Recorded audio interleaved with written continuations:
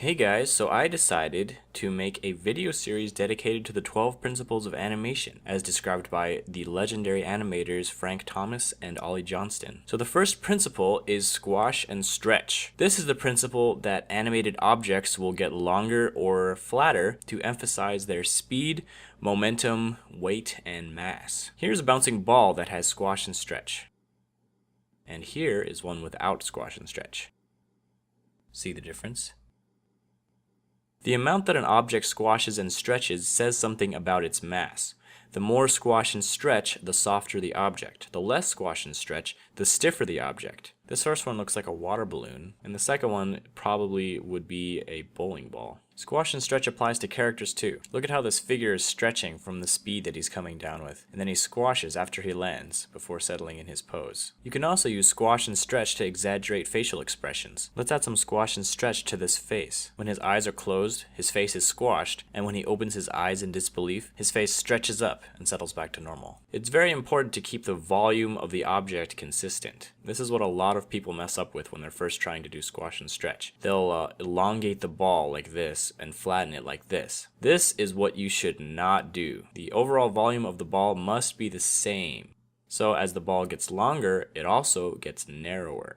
When it gets flatter, it also gets wider. The same goes with cubes. If you're going in with one line, the other lines must go in the opposite direction. The cube should start out narrow, get flat, get narrow again, and then rest. In-betweening with cubes is easy because you can measure the line in between the two lines and then connect them to make the cube. If you master squash and stretch with cubes, the next step is to try to do it in 3D. Another important note is that the ball does not have to be stretching the entire time that it's falling. When it's just starting to fall, it should have its normal shape for the most part. And then when it's just about to hit the bottom, that's when it has the most stretch. So do not overdo squash and stretch in this sense. Alright, that is all I've got for squash and stretch. The next principle will be anticipation. I hope you learned something, and I'll see you guys in the next video.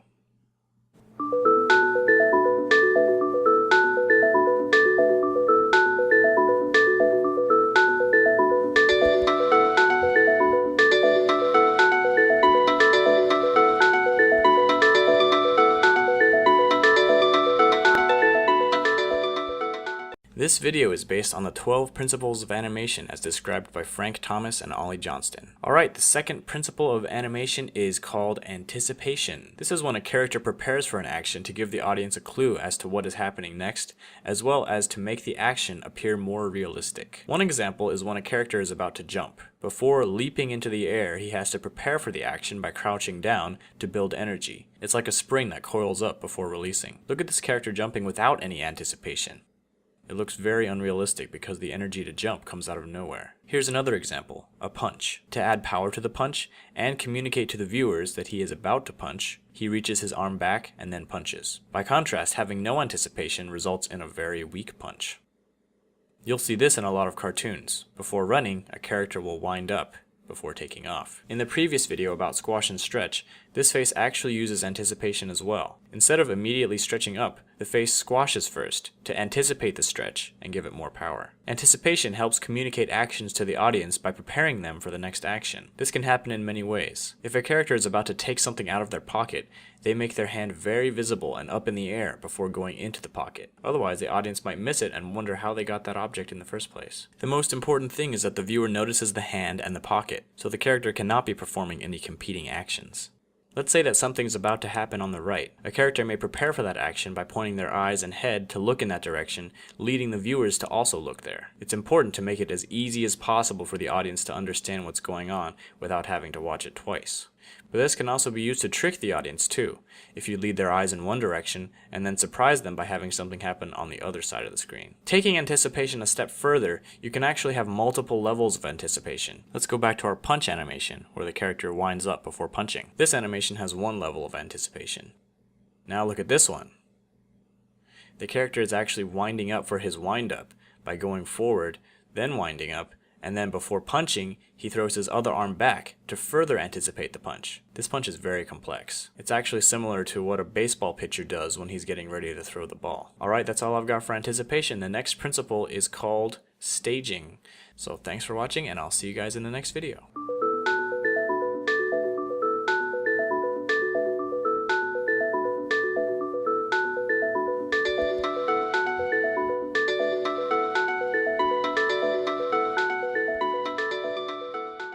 This video is based on the 12 principles of animation as described by Frank Thomas and Ollie Johnston. So, the third principle of animation is called staging.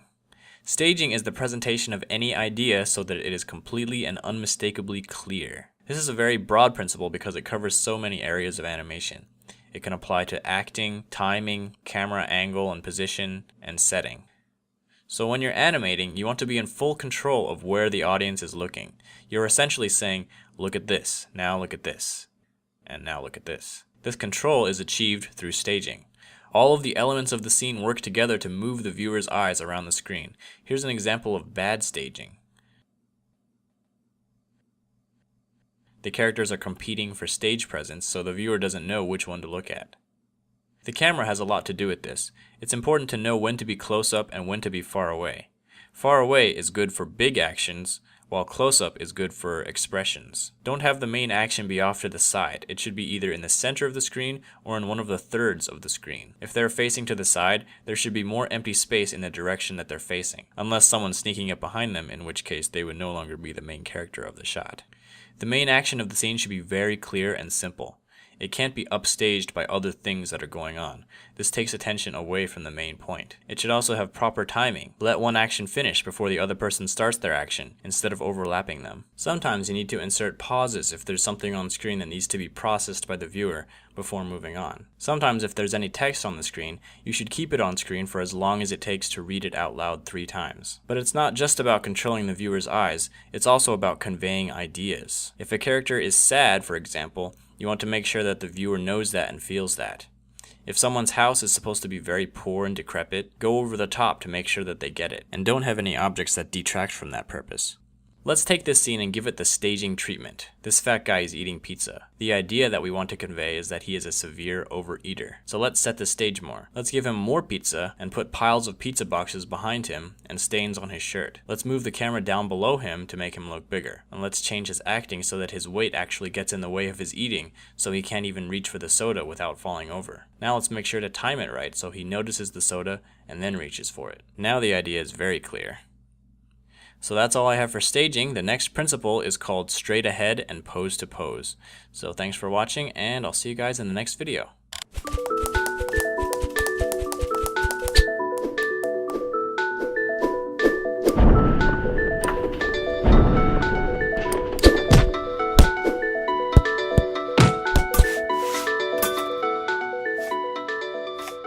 This video is based on the 12 principles of animation as described by Frank Thomas and Ollie Johnston. Alright, so the fourth animation principle is called straight ahead and pose to pose. This term describes 2 methods used to animate drawings. The first method, straight ahead, is where you draw the first drawing, and then you draw the second drawing, and then the third drawing, and so on. It's basically animating as you go. The second method, pose to pose, is where you draw the beginning and end of each main pose and go back later to fill in the drawings in between. So there are benefits to both methods. Pose to pose is generally better for most actions because it gives you the most control. You have a good idea of what the action is going to look like very early in the process. So instead of worrying if the character is going to end up in the right place, you decide where they end up from the beginning and work backwards. Also, using straight ahead animation can lead to the character changing size or being on a different level from beginning to end. Pose to pose can save you a lot of work. If you were to animate a whole sequence straight ahead and then realize that one pose is off, you would have to change several drawings to fix that one pose. But with pose to pose, you do the main poses to see if it feels right, and you can catch problems early on. Straight ahead animation, on the other hand, is good for animation that is unpredictable. Some examples of this include fire, water particles, clouds of dust, explosions. The reason why straight ahead works well is because there are laws of physics that work at a constant rate, and it's hard to predict how it will work pose to pose. So when animating fire, for example, you just go with the flow based on what you know about fire, and let the fire kind of create itself. If we were to look at the beginning and end, we wouldn't even know how to in-between it. However, you can still use pose to pose to make the general shapes, and fill it in between to make it smoother. Another example of unpredictable animation is overlapping action, which will be covered in depth in the next video. Let's say that a character has floppy ears.